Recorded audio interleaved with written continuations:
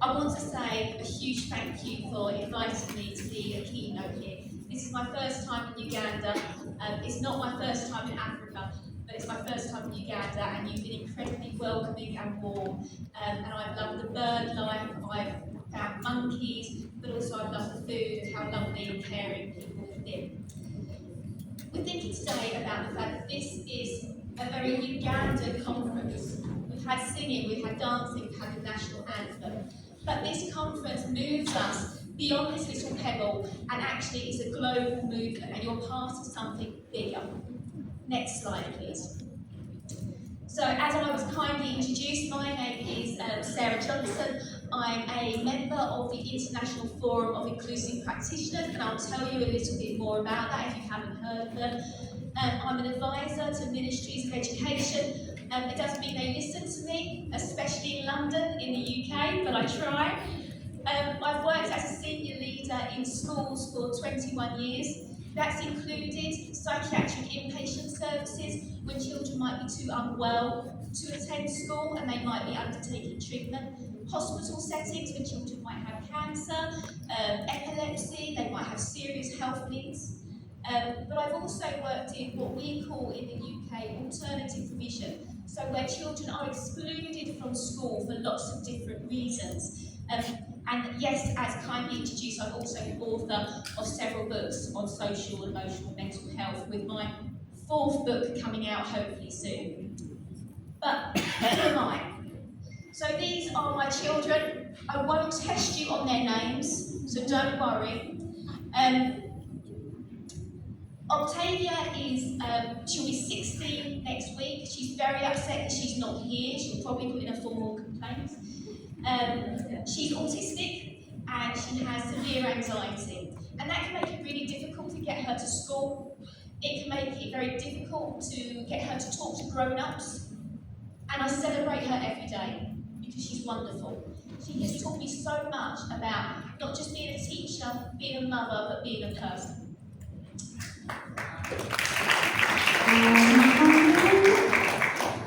I then decided I wanted to try for another baby, and I got 2 for the price of 1, which was lovely. It was a very difficult pregnancy. I was hospitalised, I nearly died, I needed blood transfusions, and so on. I'm trying to work out which one's which, this is terrible. Right, Astrid and Iris were born. They seemed well, but I started noticing that things were a bit slow. They weren't developing like Octavia was. They were slow to sit up, very slow to sit up, over a year old. They couldn't pull to stand. They seemed to understand everything I was saying, but didn't have any words. And for me, early intervention was really important.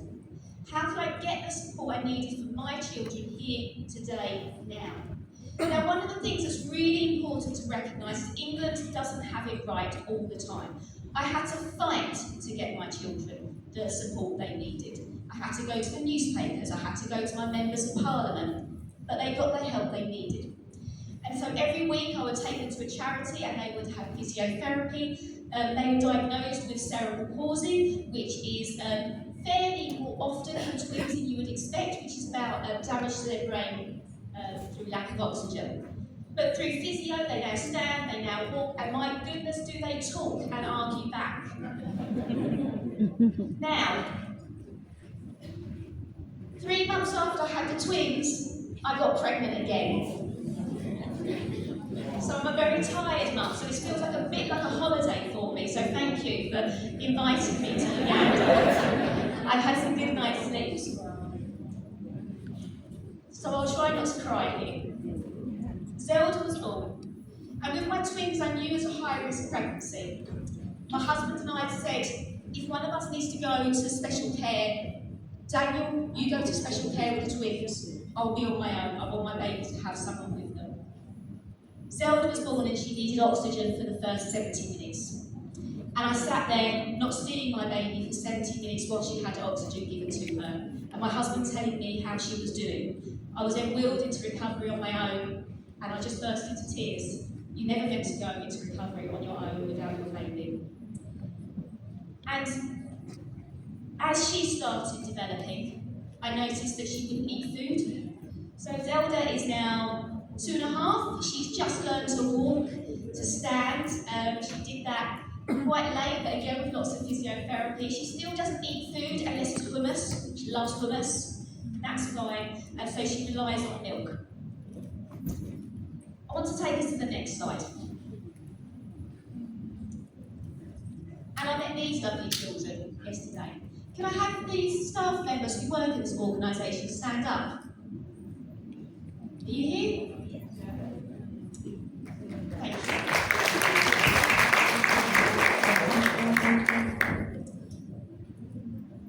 These are our children. My children are your children. They're part of our community, whether or not it's local and next door. These are our children. And we have a responsibility to make sure that they have access to an education that fulfills them, that makes them into wonderful members of our community. But as we opened up this discussion, we spoke about stigma. And we spoke about the stigma of children that might not have parents. They might have mental health needs. They might have conditions that we don't know enough about and we blame others for. That's why I started with my children. Every day I'm blessed with the children that I have because they have been given to me because I'm the right person for them. And I will learn, and I will not be a perfect mother, and we will all learn together here today, and we will keep on learning. Because we have to be humble about what we can do as well. So these children were amazing, they're lovely. Now you will notice I look nothing like Daniel, but this is a message from Daniel.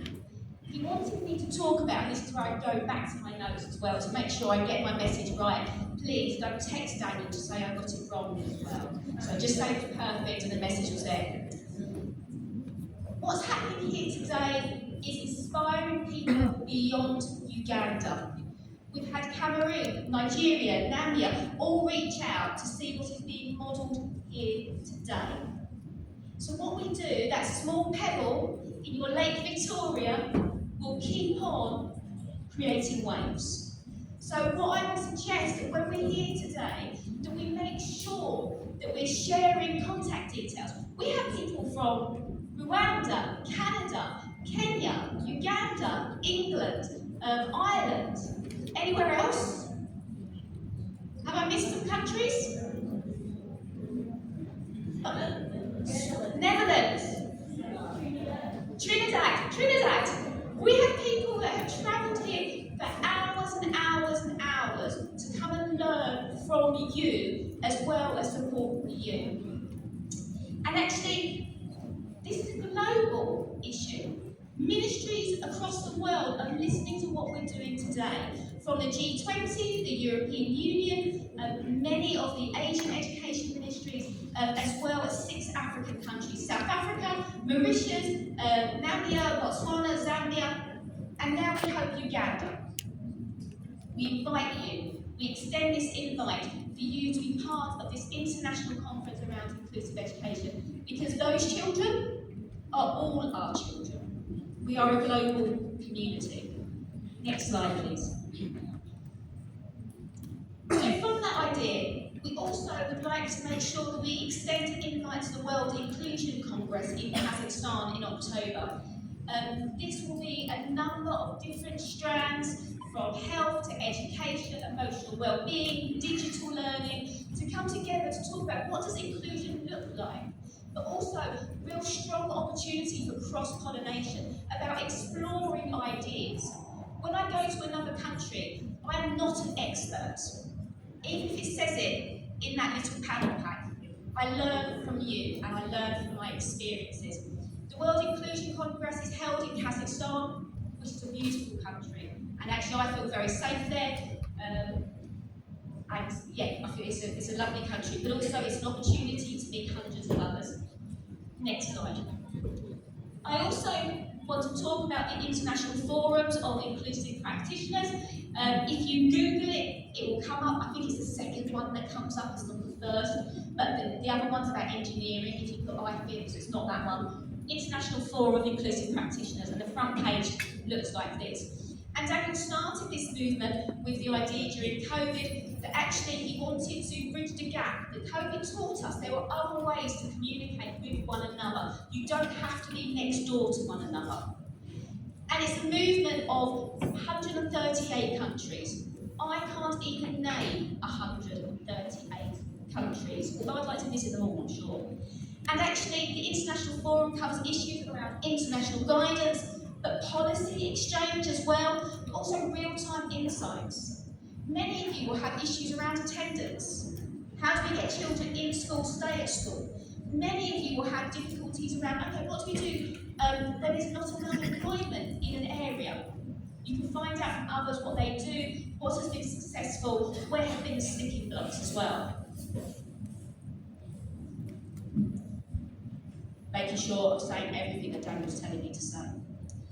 But also, when we think about feeding the waves, there's another project called Sister Schools.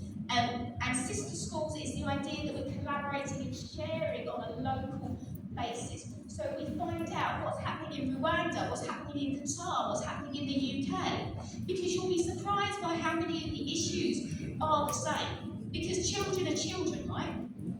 Children need love, they need support, they need to know that they belong. And those are universal factors, whatever the social, economic, deprivation, poverty, and the political global issues there as well. But also it includes the Global Inclusive Teaching Initiative, often called GITI. And this is an online dialogue between teachers, and the idea is cross-cultural understanding as well as investment projects as well. I know that Zambia is leading on the way at the moment with that, with Qatar, which is really exciting as well. But we can't do this without government support. We want to make sure that this aligns with the national goals and it's sustainable, but also culturally and locally appropriate and supportive. I'm very aware that I'm a white woman that is talking in front of you. This isn't about, and this is why I say I am not the expert. You are the experts, and sharing it together is incredibly important. We would love to invite the government to have conversations directly with IFIC as well about how to actually schedule and look at how to develop this further. And Uganda's voice is needed in this global conversation. We can't do it without you. We can't. You are part of our community.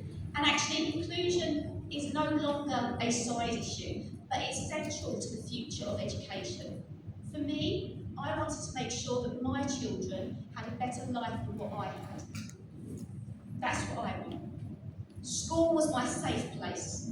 I want to make sure my children, but also the other children in our communities, experience something better than what I did. And actually, Uganda, through partnership, can shape that future. I want to end with talking about my children again, because they're part of who I am. So, this is my daughter Astrid, and when she was first learning how to walk, she had to use what's called a K-walker. And that's Zelda as well. And when she was using the K-walker, she would be able to carry things, so she'd often have teddies all around it. My mum made a bag to tie on it.